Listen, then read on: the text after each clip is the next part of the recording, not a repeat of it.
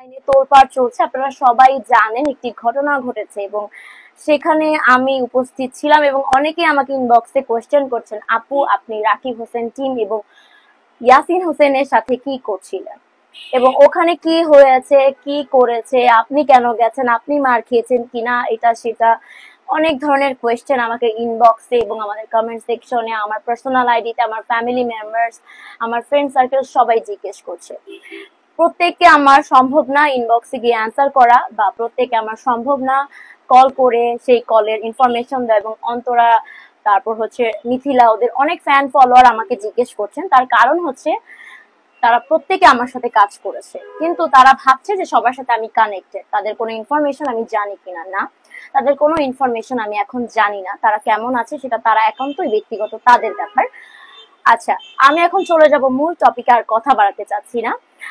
গত 20 এপ্রিল ঠিক সন্ধ্যা 7:30 থেকে 8টার মধ্যে আমার একটি বিজনেস মিটিং থ্রো করা হয় এবং সেটা থ্রো করা হয় মিথিলা হোসেন এবং আপনাদের সকলের পরিচিত ইয়াসিন হোসেনের সাথে।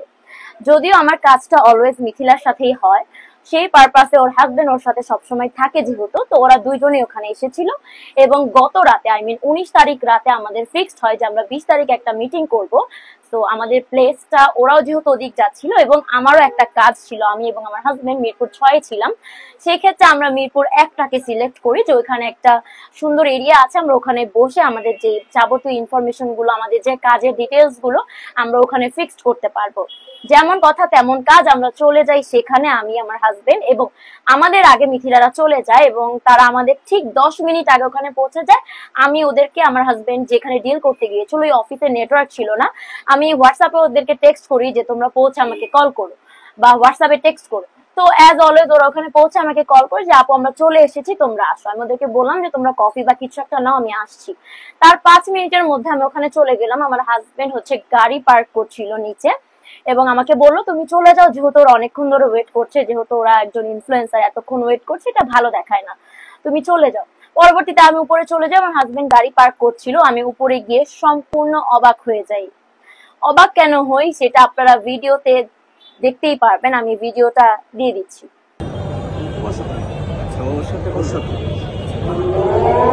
আপনারা সবাই দেখতেই পারলেন ভিডিওতে, এখানে অনাকাঙ্ক্ষিত ভাবে আমি কিন্তু ইতি, অন্তরা, তখন অন্তরা আসেনি, ইতি বা ইতির ভাগ্নি বা ইতির বোনকে কিন্তু মিটিং এ ডাকিনি।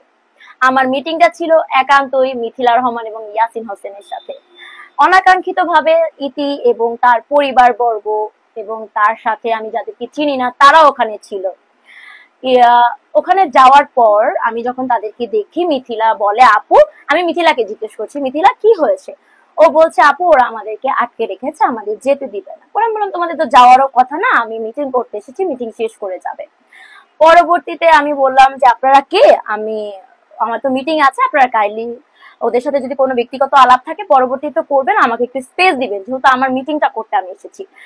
তারা আমাকে হিংস্র ভাবে, এবং আমি আসলে এই ধরনের বিহেভিয়ার কারোর সাথে করিও নি এবং অভ্যস্তও না, আমি যথেষ্ট সিম্পল এবং একা থাকার মনে করি।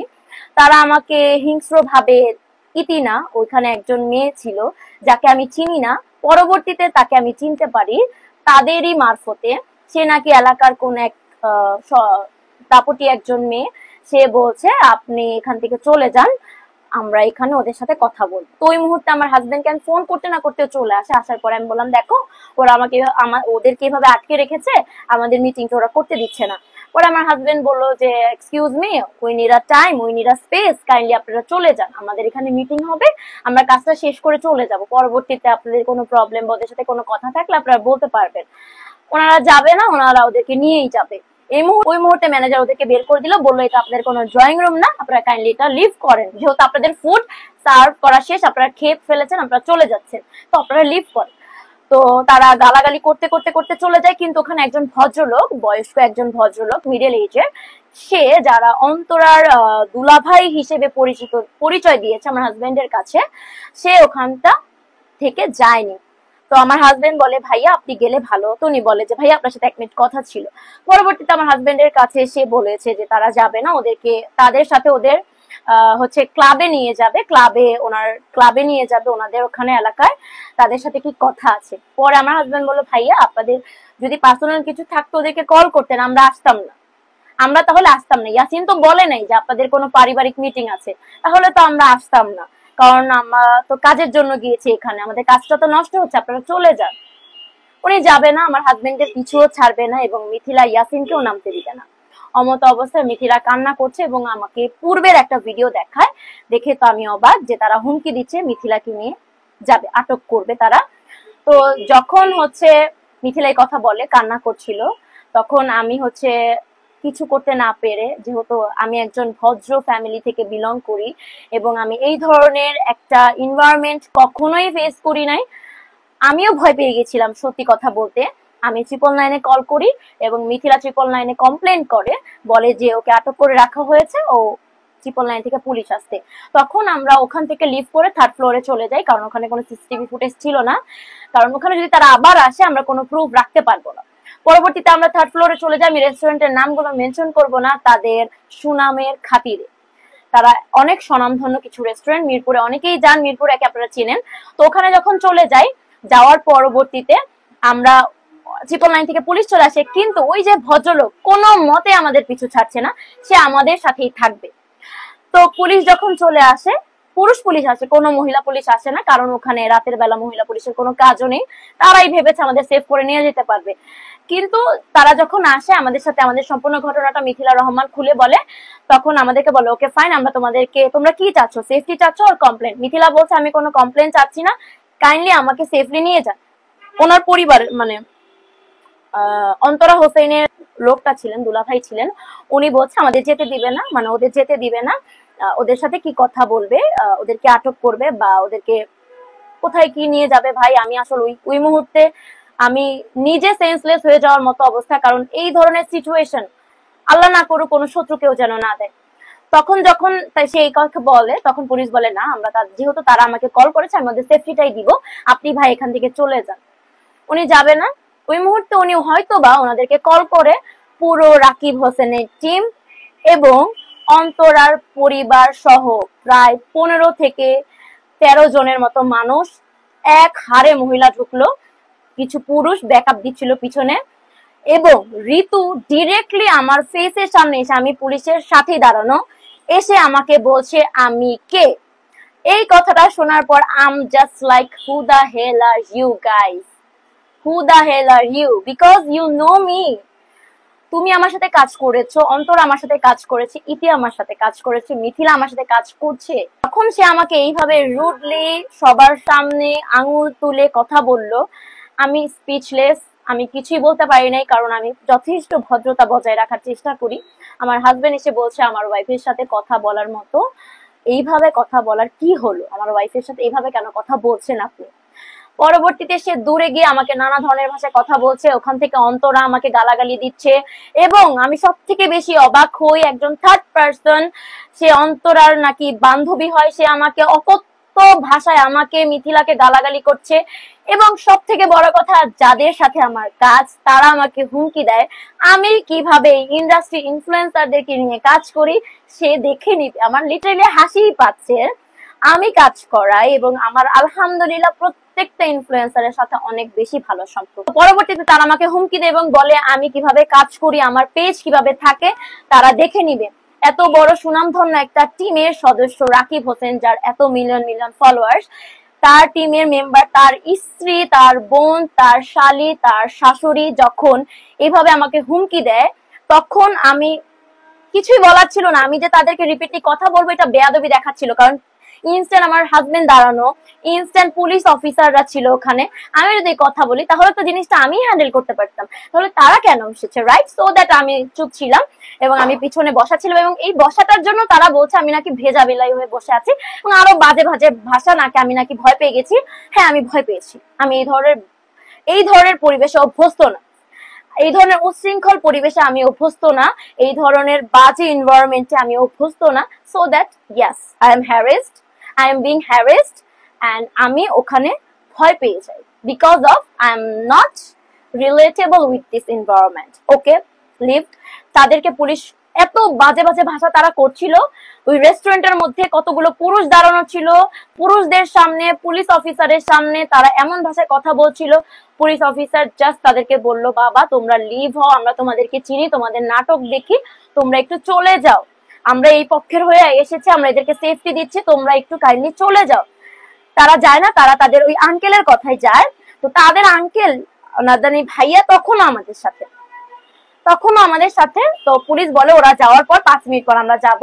পুলিশ ভেবেছে হয়তো ওরা তাদেরকে রেসপেক্ট করে চলে গিয়েছে, বাট আমরা যখন 5 মিনিট পর পুলিশ আমাদেরকে একদম সেফলি, পুলিশটা খুবই ভালো, ওখানে সার্ভিস খুবই ভালো ছিল, আমাদেরকে সেফলি লিফট দিয়ে নিয়ে যাচ্ছিল। আমরা নিচে গেলাম। নিচে যেয়ে তো ফরজ, নিজের মান ইজ্জত বাঁচানো ফরজ, কারণ একটা মেয়ে যদি এসে গায়ে হাত দিয়ে দেয়, সে আমাকে মারলো না, বাট সে আমার হিজাবটাও যদি ধরে, আমার আত্মসম্মান বোধ লাগবে, কারণ আমি ওই ধরনের ফ্যামিলি বিলংই করি না। সো দ্যাট আমার সাথে একজন পুলিশ দাঁড়ানো ছিল, আমি নিজে থেকেই বলছিলাম যে ভাইয়া please kindly save me, because তারা আমাকে তেড়ে আসছিল। তো মিথিলার সাথে একজন সিনিয়র অফিসার যায়, এবং আমার হাজবেন্ড যেহেতু পুরুষ মানুষ ছিল, তো সে তার মতো গিয়ে গাড়িতে উঠে, এবং মিথিলা গাড়িতে উঠে, আমি পুলিশের সামনেই দাঁড়ানো, যেন আমার সামনে দিয়ে গেলে আমি উঠে পড়তে পারি।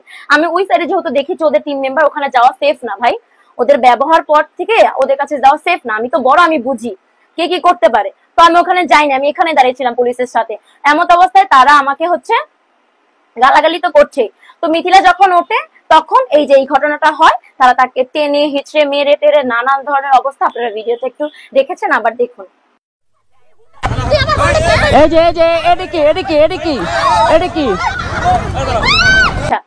প্রথমত মিথিলা রহমান যখন বাইকে জাস্ট উঠে, ওই মুহূর্তে ইয়াসিন বাইকটা ধরা, এবং ইয়াসিনের ডানটা পুরো মানুষ দিয়ে ভরা, কারণ ওরা ওইখানে দাঁড়িয়ে অকথ্য ভাষায় যখন গালাগালি করছিল, এবং দে আর নন ফেস, হিংস্র ভাষায় ঋতু হোসেন দাঁড়ানো গালাগালি করছে, ঋতুর পরিবার, তারপর অন্তরা ওখানে কথা বলছে, পেছন থেকে ইতি গালাগালি করছে, ইতির মা, ইতির বোন, তারপর হচ্ছে ওদের ফ্যামিলি মেম্বার, সবাই গালাগালি করছে। তখন ওইখান থেকে যখন মানুষজন দেখছে, তখন ইয়াসিন হোসেনকে ঘিরে রেখেছে মানুষজন, যেহেতু তো আমি তো এখানে দাঁড়ানো বাইকের সামনে।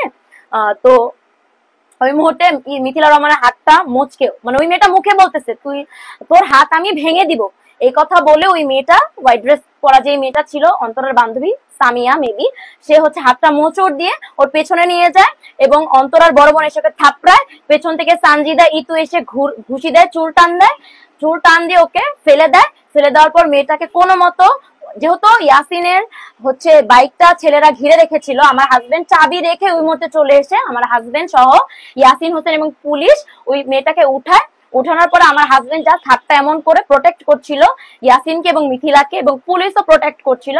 পুলিশ ওখানে গায়ে হাত দেয়নি। আপনারা সবাই একটা কোয়েশ্চেন করছেন পুলিশ থাকতে কেন মেরেছে। ভাই, মহিলা মানুষের গায়ে পুলিশেরও হাত দেওয়া আইনগত নিষেধ, পুরুষ পুলিশের আইনগত নিষেধ।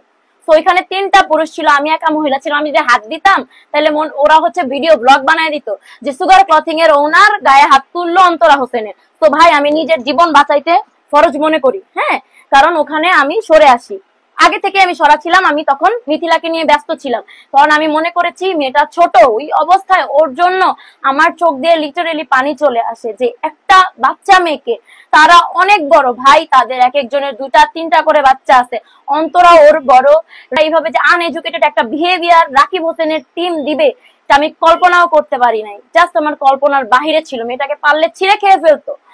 কোনো সিএনজি পাই না, ওই অবস্থায় অটো নিয়ে আসি, অটোতে ইয়াসিন ওকে আমার কোলে দেয়। পরবর্তীতে আপনারা ভিডিও দেখেন, আমরা ওকে নিয়ে হসপিটালে চলে যাই, ওখানে এলাকার একটা হসপিটালে। ওখানে যাওয়ার পর ওখান থেকে ওকে কিছুতে ওর জ্ঞান আসছিল না, ওর খিচুনি উঠে গেছে, ও কথা বলছে না, ওইটাকে দাঁতি লাগা বলে বাংলা ভাষায়, মানে আমাদের বাঙালিদের ভাষায়, ওটা লেগে গেছে, ওর হাত পা কোচকায় গেছে, ওর গায়ে রক্ত দিয়ে ভরা, হ্যাঁ, ওর হচ্ছে হাতে এখানে স্ক্র্যাচ, এখানে ওকে মোবাইল দিয়ে বাড়ি মারা হয়েছে, হ্যাঁ। তো এগুলো নিয়ে ওখানে যখন জ্ঞান ফিরছে না, তারা বলছে আমাদের এখানে প্রাথমিক চিকিৎসা যতটুকু করা আমরা করছি, আপনারা সরাসরি একটা যে কোনো গভর্নমেন্ট মেডিকেলে চলে যান। আমরা ওখান থেকে সরারদি মেডিকেলে চলে যাই। ওখানে যাওয়ার পরে ভিডিও ক্লিপটা দেখেন আপনারা, ওর অবস্থাটা কি হয়েছিল দেখুন আপনারা।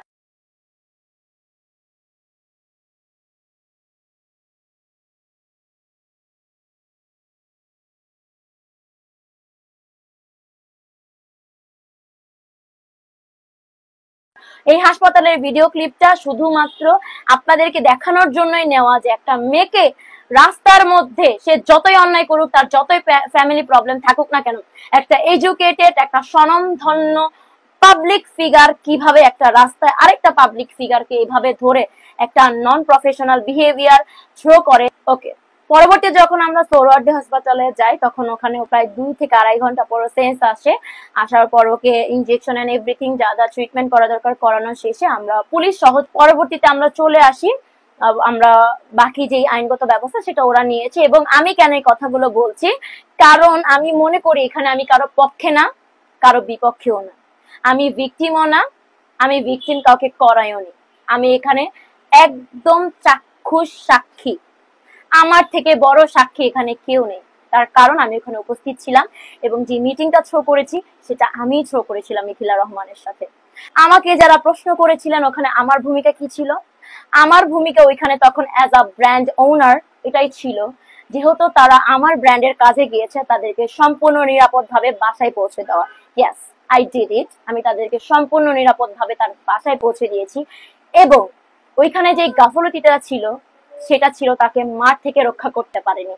তার কারণ যখন একজন মানুষ তার দলবল নিয়ে প্রস্তুত হয়ে আসে আজকে মারবে কেলাবে, তখন আপনি একজন ভদ্র ফ্যামিলির মেয়ে হয়ে, একটা ভদ্র ফ্যামিলির সন্তান হয়ে তাদেরকে কখনোই ট্যাকল দিতে পারবেন না। তাই ওখানে আমিও ট্যাকল দিতে পারিনি, পুলিশ মহিলা ওখানে ছিল বলে ট্যাকল দিতে পারেনি। আশা করছি আপনারা সম্পূর্ণ ভিডিওটা মনোযোগ দিয়ে দেখবেন, শুনবেন এবং ক্লিয়ার হবে। আমি ওখানে আমার কাজ করতে গিয়ে আমার এই বিজনেস পেজটা হুমকির মুখে ফেলে দিলাম। আজকে আমার এই ভিডিওর মাধ্যমে একটা কথাই বলা, আপনারা যারা পাবলিক ফিগার আছেন, আপনাদের ব্যক্তিগত যত কিছু আছে প্লিজ ক্যামেরার বাইরে রাখুন। আপনাদেরকে আমরা দেখি, আমাদের বাচ্চারা দেখে, আমাদের ছোট ভাই বোনেরা দেখে। আপনাদেরকে যখন দেখে তখন আপনাদের হাসি রসাত্মক ভিডিওগুলো দেখে। তার বাইরে আপনারা যখন এই ধরনের একটা বিহেভিয়ার থ্রো করেন, এইগুলো যখন দেখে তখন তারা কিন্তু এইগুলো শিখেই বড় হচ্ছে। আপনাদের কাছ থেকে তারা কি শিখবে? আজকে আমি আমার এই সুন্দর ছোট্ট একটা পেজে নন প্রফেশনাল কথা বলার জন্য আন্তরিকভাবে দুঃখিত। এবং আমি আপনাদের কাছে একটাই প্রশ্ন রাখছি, আমি মিথিলা রহমানকে বাঁচাতে গিয়ে ওখানে ওদের সেফটি দেওয়াটা আমার কর্তব্য ছিল, কারণ যেহেতু ওরা আমার কাজে গিয়েছে, আমার কাজ ছিল ওখানে ওদের বাঁচাতে গিয়ে আমার পেজের আজকে হুমকির মুখে ফেলে এসেছি। কারণ আমি একজন স্বনামধন্য ফ্যামিলি থেকে বিলং করি, যেখানে ম্যানার্সটা ইম্পর্টেন্ট, যেখানে বিহেভিয়ারটা ইম্পর্টেন্ট, যেখানে ভালো রাখাটা ইম্পর্টেন্ট। যার জন্য আমি আপনাদের কাছে একটা কথাই বলবো, আজ যদি আমার পেজটা চলে যায়, আমার এই পেজটা অনেক কষ্ট করে করা, হ্যাঁ, আমার পেজটা যদি চলে যায় সম্পূর্ণ দায়ভার থাকবে টিম রাকিব হোসেন। পেজকে তারা হুমকি দিয়েছে, আমার পেজ তারা উড়িয়ে ফেলবে, কাউকে কাজ করতে দিবে না, এটা করবে না সেটা করবে না, তারা আমার পেজকে কি করবে না করবে, আমার পেজ উড়িয়ে দিবে, হ্যাক করে ফেলবে। আমার পেজের যদি কোনো ক্ষতি হয় আমি একটা মানুষকেও ছাড়বো না। তার মানে এই না আমি তাদের মতো রাস্তায় গিয়ে মারামারি করব, আমি আইনগতভাবে তাদের বিরুদ্ধে লিগ্যালি অ্যাকশন নিব। ধন্যবাদ, ভালো থাকবেন।